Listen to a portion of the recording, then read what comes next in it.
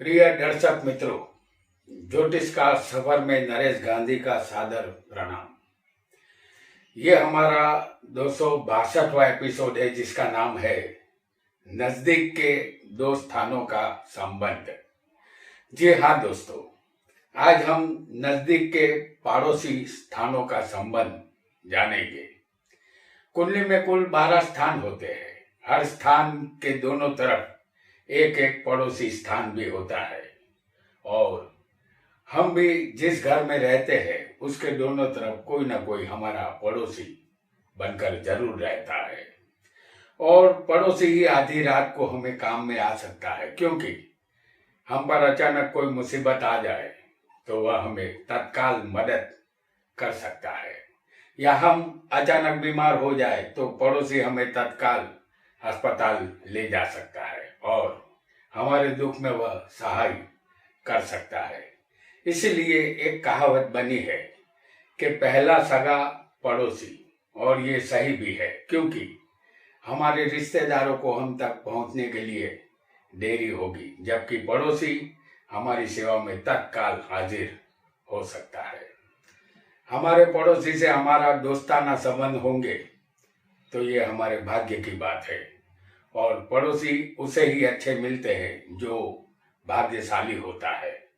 आज हम कुंडली के 12 स्थान में जो एक दूसरे के पड़ोसी स्थान होंगे उनकी युति का फल जानेंगे। आइए जानते हैं दो पड़ोसियों की युति का फल। लग्न, ये हमारा शरीर है और शरीर को जरूरत होती है आरोग्य की। आरोग्य हमें सूर्य देता है, इसीलिए इस स्थान के पहले स्थान के कारक सूर्य है। लग्नेश का पड़ोसी स्थान होगा धन स्थान, और धन की जरूरत शरीर को ही पड़ती है। सबसे पहले हम आपके सामने कर्क लग्न की कुंडली यहाँ ला रहे हैं। ये कर्क लग्न की कुंडली हमने बनाई है। इस कुंडली में चंद्र लग्नेश है और धनेश बनेगा सूर्य, क्योंकि दूसरे स्थान में सूर्य की राशि है। तो लग्नेश यहाँ चंद्र है, धनेश सूर्य है। इन दोनों की युति दृष्टि या परिवर्तन द्वारा संबंध होना चाहिए। लग्नेश चंद्र होगा और धनेश सूर्य। इन दोनों की युति हम आपको पंचम स्थान में दिखाएंगे। पंचम स्थान में होगी सूर्य चंद्र की युति, और यहां पर जो राशि आएगी वो होगी वृश्चिक राशि। तो लग्नेश और धनेश की युति हमने पंचम स्थान में वृश्चिक राशि में आपको दिखाई है। लग्नेश हमारा शरीर होता है और उसके पड़ोस में जो स्थान होगा वह धन, वाणी और कुटुंब का स्थान है। यदि लग्नेश और धनेश का किसी भी स्थान में संबंध होगा तो जातक को अचानक धन प्राप्ति का योग बनता है, और धन जातक को आसानी से जीवन भर मिलता रहता है। ज्यादातर जातक जन्म से ही धनवान होते हैं, उसे धन जीवन भर मिलता रहता है। जातक को वारसागत कौटुंबिक जायदाद भी यहाँ मिलती है। जातक एक शानदार जीवन गुजारता है, धन की कमी उसे कभी नहीं रहती। अब जानेंगे धनेश और पराक्रमेश का संबंध। धनेश का संबंध अगर पराक्रमेश के पड़ोसी स्थान से होगा, और धन हमेशा पराक्रम के द्वारा ही मिलता है, तो धन चाहिए तो पराक्रम करना पड़ेगा, मेहनत करनी होगी, और धन देने वाले यहाँ गुरु है। इसीलिए दूसरे धन स्थान के कारक गुरु है, और दूसरा स्थान कुटुंब परिवार का भी है। कुटुंब के भरण पोषण के लिए मेहनत करके धन कमाना होगा। हम आपके सामने सिंह लगन की कुंडली यहाँ प्रस्तुत कर रहे हैं। तो यहाँ धनेश होगा बुध और पराक्रमेश बनेगा शुक्र। हम आपके सामने यहाँ से लग्न की कुंडली ला रहे हैं। इस कुंडली में धनेश बुध है और पराक्रमेश शुक्र है। बुध शुक्र की युति हम आपको लग्न में दिखा रहे हैं। बुध धनेश होगा और पराक्रमेश यहाँ बनेगा शुक्र। इन दोनों की युति लग्न में हम दिखा रहे हैं। यदि धनेश और पराक्रमेश की युति कहीं भी हो, किसी भी स्थान में होगी, तो जातक अपने बाहुबल और पराक्रम से धन प्राप्ति करता है। वह साहसिक बनता है। उसे राज्य के द्वारा दंड और सजा का भय रहेगा। राजा की तरफ से मुश्किलों का सामना यहाँ करना पड़ता है। यदि जातक कोई सरकारी पद पर आसीन होगा तो राज्य मृत्यु का भय भी यहाँ रहेगा। आइए एक और युति को भी जानेंगे। अब जानेंगे तीसरे पराक्रम स्थान से और चौथे सुख स्थान का फल। तीसरे स्थान के पड़ोस में चौथा स्थान होता है जो हर तरह के सुख का है। तीसरा स्थान हिम्मत, पराक्रम और भाई बहन का है। इस स्थान के कारक मंगल है। मंगल को छोटा भाई कहते हैं। चौथा स्थान माता का भी है। माता एक के बाद एक संतानों को जन्म देती है। माता का शरीर इस वजह से कमजोर और क्षीण बनता जाता है। माता के जो संतान होते हैं वह जातक के भाई बहन होते हैं और माता ही संतानों में संस्कार का सिंचन करती है, उसे हिम्मतवान और पराक्रमी बनाती है। हम आपके लिए यहाँ कुंभ लगन की कुंडली ला रहे हैं। कुंभ लगन में पराक्रमेश बनेगा मंगल और चतुर्थेश होगा शुक्र। यहाँ कुंभ लग्न की कुंडली हमने बनाई है। इस कुंडली में पराक्रमेश मंगल है और सुखेश शुक्र है। दोनों की युति हम चौथे स्थान में आपको दिखा रहे हैं। जैसे पराक्रमेश मंगल और सुखेश होगा शुक्र, जिनकी युति हम चौथे स्थान में आपको दिखा रहे हैं। आपकी कुंडली में यह युति किसी भी स्थान में हो सकती है। यदि पराक्रमेश और सुकेश का योग जातक की कुंडली में बनेगा तो जातक अपने खुद के पराक्रम और बलबूते पर मकान बनवाता है, उसे जायदाद का सुख मिलता है। जातक सरकार से नौकरी पाता है या किसी भी तरह से सरकार से जुड़ जाता है। उच्च पद प्राप्त जातक यहाँ करता है। अब जानेंगे चौथे और पांचवें स्थान के संबंध में। तो ये जो चौथा स्थान है वो माता का है और उसके पड़ोस में होगा पंचम स्थान आएगा। तो चौथा स्थान मकान, वाहन और माता का है। इस स्थान के कारक चंद्र है और चंद्र ही माता है और चंद्र ही मन है। चौथा स्थान हमारे विचारों का उद्भव स्थान भी है। चौथे और पांचवें स्थान के योग को राजयोग कहते हैं। ये केंद्र और त्रिकोण का राजयोग यहाँ माना जाता है, क्योंकि त्रिकोण के मालिकों का और केंद्र के मालिकों का ये योग है। हम आपके सामने धनु लगन की कुंडली ला रहे हैं। तो धनु लगन में गुरु चतुर्थेश बनेगा और पंचमेश होगा मंगल। आपके सामने धनु लग्न की कुंडली है। इस कुंडली में सुखेश गुरु है और पंचमेश मंगल है। दोनों की युति 10वें कर्म स्थान में हम आपको दिखाएंगे। तो गुरु यहाँ सुखेश है और मंगल यहाँ पंचमेश है।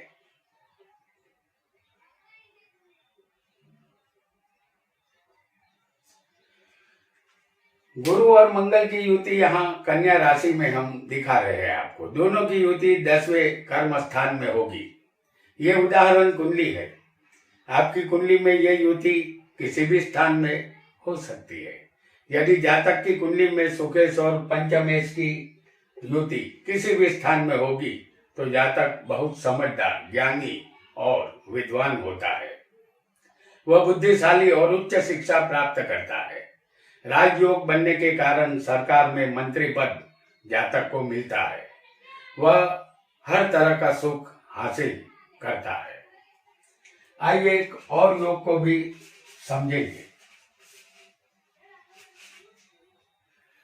अब जानेंगे पंचमेश और छत्तीस का योग।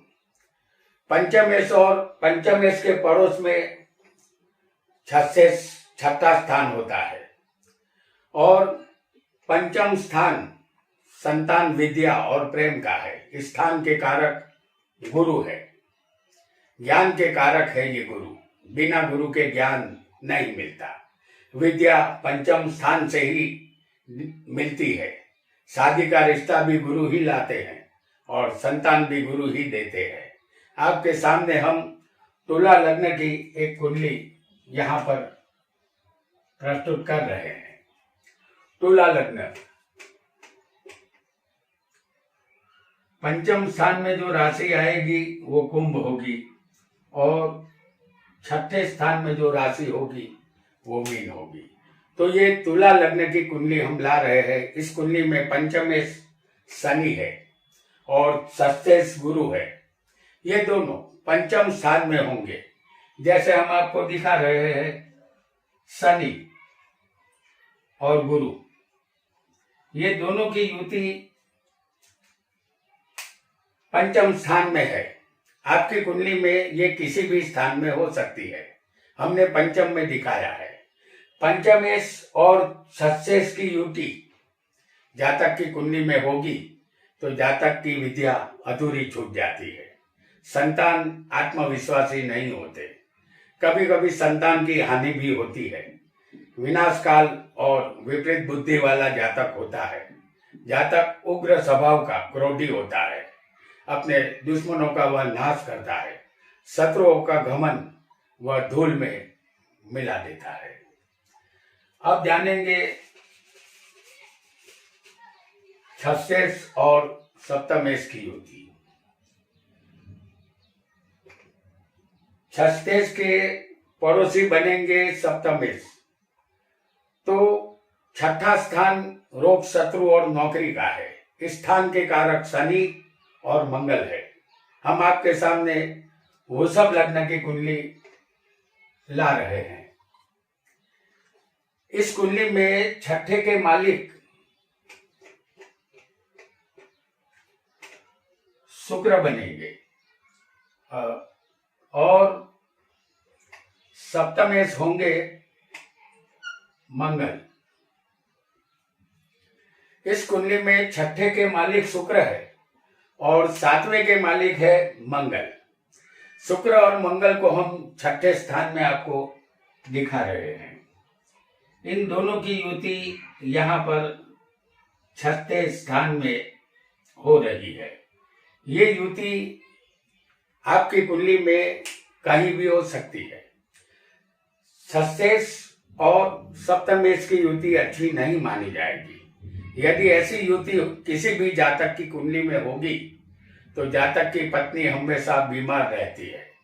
छठा स्थान शत्रु का है, इसलिए जातक की पत्नी ही उसकी शत्रु बनती है। आए दिन दोनों में झगड़े होते रहते हैं। संसार का सुख यहाँ नहीं मिलता। दाम्पत्य सुख की कमी रहती है। आगे चलकर तलाक की नौबत आती है और तलाक हो जाता है। आइए एक और योग को भी समझेंगे। अब जानेंगे सप्तमेश और अष्टमेश के विषय में। सप्तमेश का पड़ोसी है अष्टमेश, यानी कि 8वां स्थान। तो सप्तमेश का पड़ोसी अष्टम स्थान होता है। सप्तम स्थान व्यापार, पत्नी और भोग का है। स्थान का कारक शुक्र है। ये काम वासना का उद्भव स्थान है। काम को एक जगह स्थिर रखने के लिए शादी के पवित्र बंधन को स्वीकारा गया है। यहाँ हम आपके लिए सिंह लगन की कुंडली यहाँ प्रस्तुत कर रहे हैं।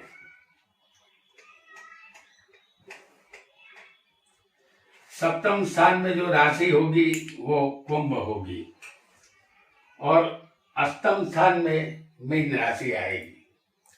तो ये सिंह लग्न की कुंडली यहाँ पर हमने बनाई है और इस लग्न में सप्तमेश शनि है और अष्टमेश गुरु है। ये दोनों की युति हम आपको सप्तम स्थान में दिखा रहे हैं, यानी कि शनि और गुरु जो बैठे होंगे सप्तम स्थान में। सप्तम और अष्टम का ये दोनों का यहाँ पर संबंध किसी भी स्थान में अगर किसी को बना होगा तो जातक के विवाह में मुश्किलात आती है। बहुत दौड़ धूप करने के बाद शादी होती है। पत्नी कम पढ़ी लिखी मिलती है, वह अशिक्षित और खराब स्वभाव की होती है। अंत में स्त्री सुख ज्यादा नहीं मिल पाता, पत्नी के सुख में हानि होती है, संसार का सुख नहीं मिलता और जातक का जीवन भी संघर्षमय रहता है। आइए अब एक और युति को भी समझेंगे। अब जानेंगे अष्टमेश और भाग्येश का फल। अष्टमेश का पड़ोसी होगा भाग्येश। अष्टम स्थान आयुष्य और मृत्यु, बिना मेहनत का धन और लंबी बीमारी का है। इस स्थान के कारक शनि है। शनि कुंडली में बलवान होगा तो दीर्घ आयुष्य मिलता है। हम आपके लिए यहाँ पर वृषभ लग्न की कुंडली बना रहे हैं।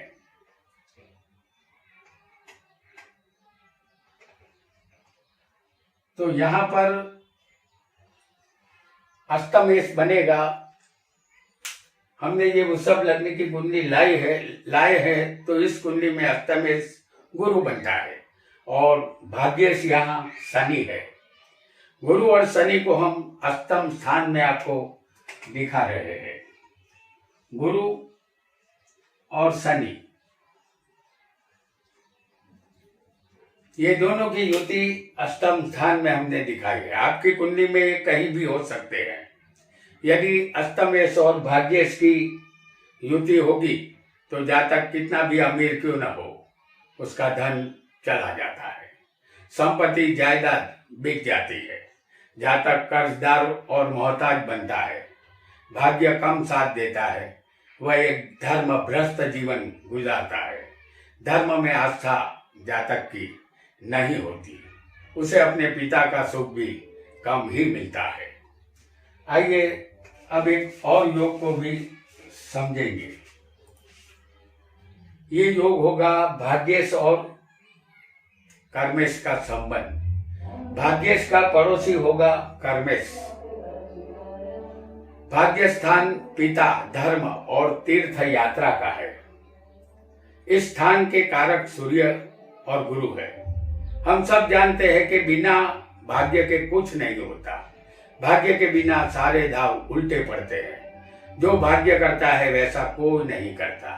यहाँ हम आपके लिए कर्क लग्न की कुंडली बना रहे हैं। इस कुंडली में भाग्य के मालिक बनेंगे गुरु।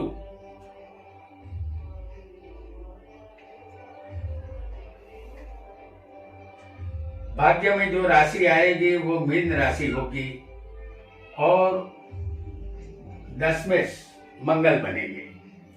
तो यहाँ भाग्येश गुरु है और कर्मेश मंगल है।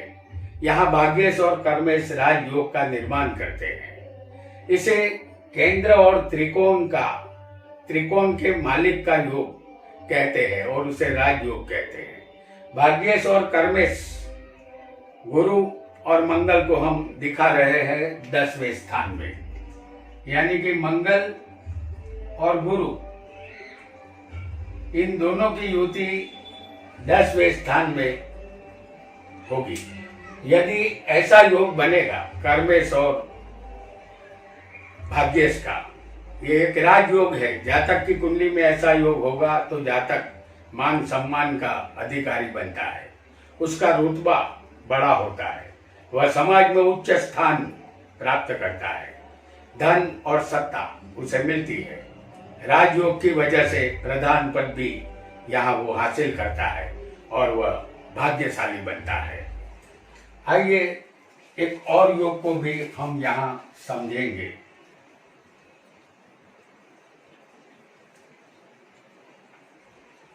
अब जानेंगे कर्मेश और लाभेश का योग। कर्मेश का पड़ोसी लाभेश होगा। 10वां स्थान कर्म और सत्ता का है। इंसान के कर्म ही उसे महान बनाते हैं। इस स्थान के कारक सूर्य, शनि, बुध और गुरु है। सूर्य सत्ता के कारक है, वह सत्ताधीश बनाते हैं। लेकिन शनि कर्म फलदाता है। राजा बनने से जातक अहंकारी बनता है। उसके कर्म खराब होते ही शनि सत्ता से उखाड़ कर फेंक देता है। बुध हमारी बुद्धि है और गुरु ज्ञान है। कोई भी कर्म बुद्धि और ज्ञान पूर्वक किया जाएगा वह कर्म सही होगा। यहाँ हम आपके लिए कर्क लग्न की कुंडली फिर एक बार ला रहे हैं। तो यहाँ लाभेश बनेंगे शुक्र और कर्मेश बनेंगे मंगल।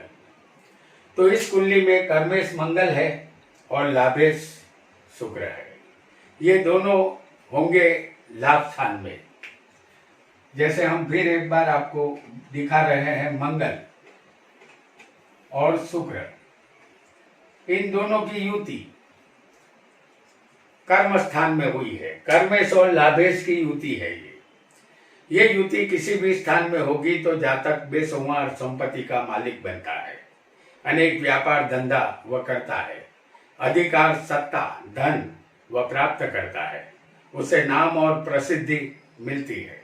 वह हर तरह के सुख यहाँ जातक भोगता है। अब जानेंगे एक और पड़ोसी स्थान को, लाभेश और व्ययेश का संबंध। क्योंकि लाभेश का पड़ोसी होगा व्ययेश। लाभ स्थान जो 11वां है वो प्रॉपर्टी का स्थान है और बड़े भाई का भी है। इस स्थान के कारक गुरु है। इस स्थान से जातक को पत्नी लाभ, संतान लाभ, संपत्ति लाभ, धन लाभ कितना मिलेगा ये देखा जाता है। हम आपके लिए वृश्चिक लग्न की कुंडली यहाँ पर बना रहे हैं। तो यहाँ वृश्चिक लग्न होगा तो लाभ स्थान में जो राशि आएगी वो होगी कन्या। माफ कीजिएगा,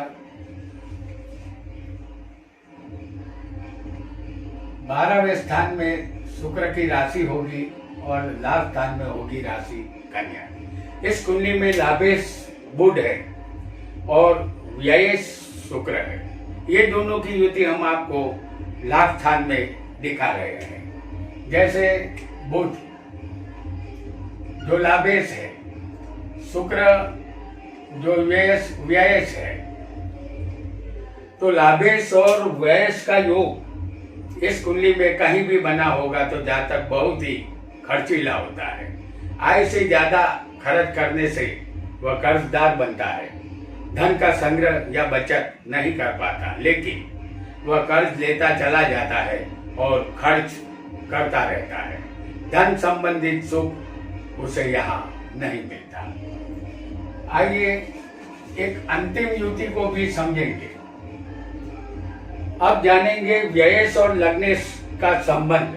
व्ययेश का पड़ोसी लग्नेश होता है। व्यय स्थान अंतिम स्थान है। जैसे लग्नेश हमारा शरीर है और व्यय स्थान जो होता है वो खर्च का है। एक दिन हमारा शरीर खर्च हो जाता है, जैसे हमें जन्म मिला है, और एक दिन शरीर का नाश हो जाता है, यानी शरीर खर्च हो जाता है।